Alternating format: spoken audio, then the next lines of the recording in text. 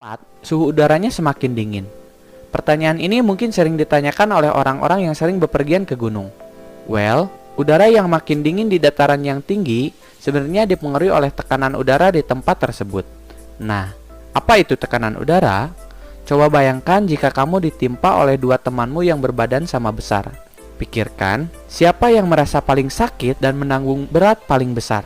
Pasti orang yang ada di dasar tumpukan, bukan? Dan yang paling ringan bebannya adalah orang yang berada di paling atas. Sama halnya dengan udara, udara juga memiliki berat dan punya kecenderungan untuk menekan udara di bawahnya. Akibatnya, lokasi yang lebih rendah memiliki kerapatan molekul udara yang lebih tinggi.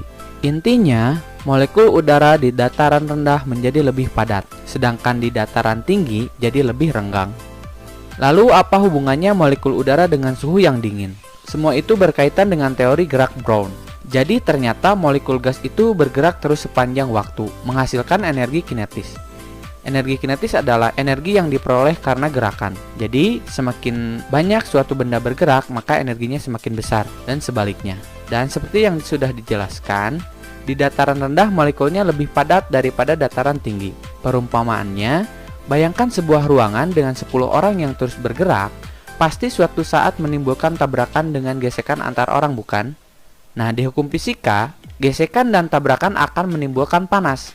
Sekarang, apa yang terjadi bila ruangan yang sama kita tambah menjadi 100 orang, lalu 1000 orang? Pasti semakin padat. Orang yang di ruangan tersebut semakin banyak gesekan yang terjadi, bukan? Begitu pula dengan molekul gas yang ada di sekitar kita. Jadi, mari kita tarik kesimpulannya. Semakin tinggi suatu wilayah, tekanan udaranya makin kecil. Otomatis energi kinetisnya makin kecil, mengakibatkan gesekan antar molekul udara makin berkurang. Dan akhirnya mempengaruhi suhunya juga, yaitu makin kecil. Semoga cukup untuk menjawab pertanyaanmu, oke?